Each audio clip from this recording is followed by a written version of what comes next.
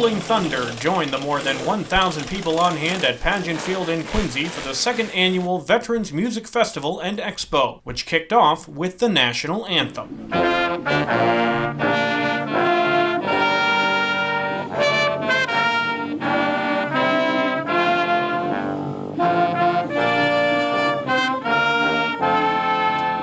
Oh, it's fantastic. A big part of what we do every time we perform is honoring veterans. We find our way to making it to every show that we do, so to just come out here specifically for that it's an honor for us. Many service organizations had tables at the event. Hey, we're here today to further reach across America for down at Bourne, but we're also here to thank all these organizations who help support the veterans in any way they do, because it's so important to us. It's wonderful to realize that it's so important to so many other people. Well, we have a table here just to show a little bit about what the VFW is all about. Two big things that people don't realize what the VFW does is we have service officers that work with veterans at the town level to assist them with filing VA disability claims, pension claims, and also DIC claims for like their dependents, that when the veteran passes away that their spouse could still get resources from the VA to help them survive. And the next biggest thing, which a lot of people don't realize, is we like to call them advocates, not lobbyists, but in Washington, D.C. we have a lot of VFW officers that will go to Congress and Senate and basically fight for veterans' benefits and rights and to make sure that they're not, getting what they deserve.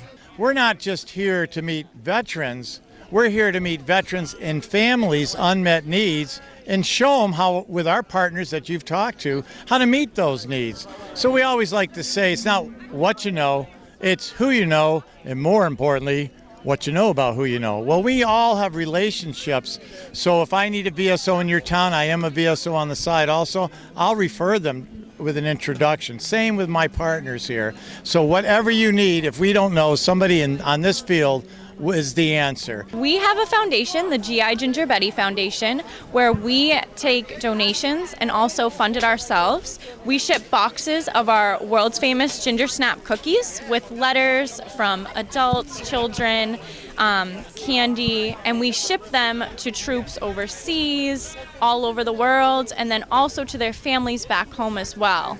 So it brings a little joy and creates some smiles for those who need it most overseas and here. COVID shots were also distributed. We're getting at the tail end. Most people that want to be vaccinated have already been vaccinated. We're just trying to do a little bit of cleanup and get to that 80%. There were also attractions referencing the Civil War. We're here to serve as veterans. We are reenactors. Some of us are veterans from the military, but we reenact the Civil War. So today, we wanted to join the other veterans and make a presence, be a presence here in Quincy at this veterans celebration. The Vietnam War. For those of us who made it back,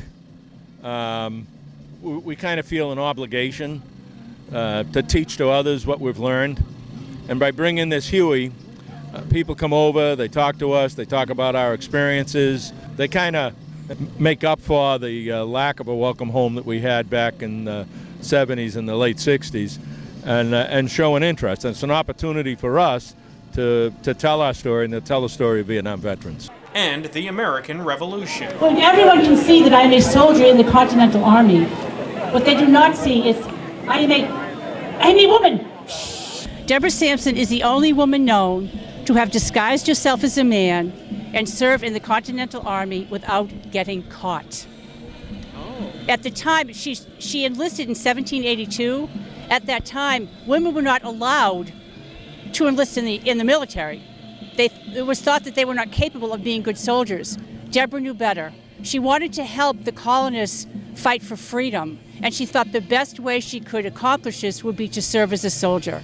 City officials were also on hand. On behalf of my colleagues in the City Council as well as the Mayor, to welcome all of you to our beautiful city on this. We know and understand that in service, whether it's public service or in the private sector, that we can do what we do here in the community because of the service and sacrifice of all these men and women, right? No matter what branch they served in, no matter how long they served, the fact that they chose that for themselves, to sacrifice of themselves and, make it so that we are free to be here and gather in this space is something that we don't ever want to forget. To have all of these vendors out here to help us out, to give vets an opportunity very informally to come around, take advantage of everything that's out here is what we look for. It's one thing when you've got them coming in the offices. That's a different story. Out here it's more personal, and we're also thrilled to finally have the best day so far this summer as a day to do this. Attendees also saw some medieval combat.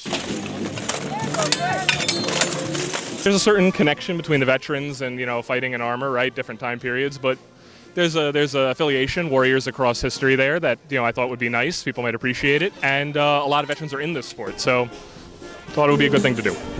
We see a lot of smiles, a lot of hugs, a lot of shaking hands with friends that we haven't seen in so long a period of time.